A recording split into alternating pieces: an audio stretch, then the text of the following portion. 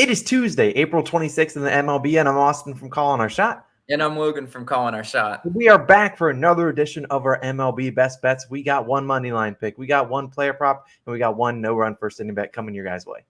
Do us a favor and hit that subscribe button if you already aren't subbed to our channel. It really does help us grow, helps other people see us, and we're going to be doing these picks videos all season long. We put a lot of hard work into these, so the least you guys could do is hit that subscribe button, and while you're at it, drop a like too. It really helps us.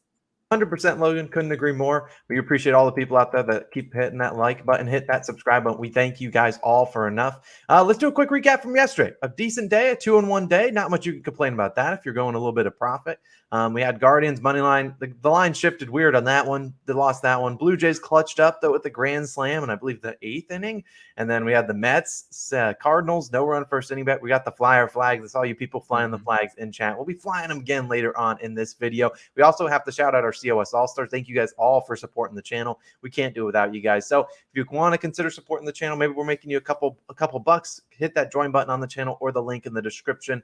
We'll shout you out in tomorrow's video, and you'll get the plays a little bit earlier. So our newest All-Star, Joel Johnson, thank you for supporting the channel. We can't do it without you guys. And as a reminder, we're obviously doing these videos. We're doing our NBA daily videos, and we're doing our parlay of the day, which will be live on OddsJam a little bit later on this morning. We'll link it in the pinned comment. Definitely check it out. Guardians sold that one. I went for 2 for 3. I swear we're the 2 for 3 parlay gods, but we want 3 for 3 today, and that's what we're going to get. But Logan, without further ado, I'm going to throw it to you for your first pick of the day, and let's get this show started. Yeah, let's start it off with a winner. I ain't messing around. And we are going to the Red Sox versus Blue Jays game, a game we were successful in yesterday. And I'm not picking the outcome in this one. I'm taking the Red Sox team total over 3.5 total runs plus 110 odds on MGM, as Austin's showing, plus 110 MGM right there. I love the value on this one. First of all, look. Boston hasn't scored more than 2 runs versus Toronto in 4 games played. So before you hop down to the comments, Logan, Boston's offense is terrible. I know, statistically speaking, they are. And they are facing Gausman today. Gausman, 8 innings pitched and 1 earned run in his last start versus Boston. Boston in that game only scored 2 runs, total. So definitely didn't even sniff this team total over. So why am I confident in the Red Sox to do this? And why is this just something I'm willing to stake my reputation on? Well, I watch these games, and Boston, it jumps out at you how many runners they left on base. So I was curious, how many? They are 6th most in runners left on base. Eventually, those runners will turn into runs, and if they don't, well, I'm a clown then. But you have to assume that those will. And look, yesterday versus Brios, he got out of several jams. I mean, say what you want. That Blue Jays bet we had yesterday was a little bit lucky because the Red Sox had a ton of runners on base and they just couldn't bring them home. They were grounded into double plays. Just some more of unlucky stuff. Also, I looked at the splits of some of the Red Sox better hitters versus Gausman. First of all, Xander Bogaerts. He's the key cornerstone of that lineup. Batting .326 career on versus Gausman, pretty solid. Anything over 300 is pretty solid, and he's faced Gausman several times. JD Martinez also, he's not a spring chicken. He's old. He's batting .385 career wise versus Gausman. That's also solid. JD Martinez is back in the lineup. He was back yesterday. He's pretty much, to me, the driving force, one of those key pieces to get those Red Sox runners actually into runs. And also, lastly, Bobby Dalbeck, right? He's not definitely one of the more important Red Sox players, but he is 2 for 3, batting .667 versus Gausman. I just have to mention that because I always look at Bobby Dalbeck as, this guy's a strikeout waiting to happen because, he does swing for the fence, not going to lie. But if he's putting the ball in play and they're getting production in the top half, the middle, and even the bottom half of the lineup, I think the Red Sox stand a really good chance of surprising some people and finally putting up some runs like that offense should be capable of. And that's why I'm going with their team total over. But Austin, let's transition into a player prop. What you got for us today? So we are back with some more player props. Now, yesterday, you guys know I normally am a player prop specialty. That's what I like to do on the channel. Yesterday, we didn't have any that I liked, so we just took the Blue Jays, and they treated me nice. The bounce back Blue Jays, as we call them here. Today, we have a player prop. I'm going German Marquez. I'm doing his over 4.5 hits allowed. Now, I know a lot of people. I already see the comments. You guys are going down there. You're asking, Austin, I don't have a hits allowed prop. What do I want to take? And honestly, I don't mind taking the strikeout under, but I think this has a little bit more value. There's obviously minus 125 on Caesars, minus 130 on DraftKings. If you want to sign up for DraftKings, we should have a sign up link in the description below. But either way, let's talk about him. Now, we didn't have a lot of player props for pitching this today on this early morning. I did consider Keuchel, fading him because he's been absolutely terrible. But today I'm going to go with, obviously, we're doing Marquez's over and hits allowed. Now, 3 starts this year.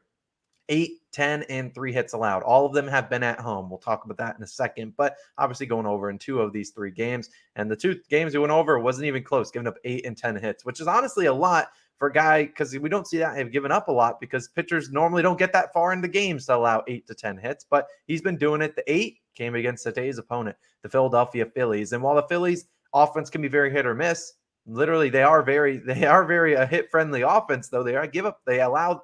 They have the 6th most hits per game, which is very good. And what is even better, the Rockies allow the most hits per game, 9.8 per game. And while that isn't necessarily all of the starting pitcher, their bullpen isn't that good either. Still, we look at this team has given up a bunch of hits. Last year, Marquez, he was terrible on the road. Like I said earlier, all 3 of his starts this year where he's gone over in 2 of 3 games, cashing this bet, have been at home. We look at this ERA split, 3.67 at home versus 5.38 on the road. He struggled a lot on the road, and obviously he hasn't pitched on the road this year, so maybe it's something he's worked on, but still, he allowed 7.08 hits per 9 innings at home last year, 9.82 hits per 9 innings on the road. I think he's going to at least last 5-6 innings today to give us those 5 hits that we need. He allowed 5+ hits in 20 of 32 games last year.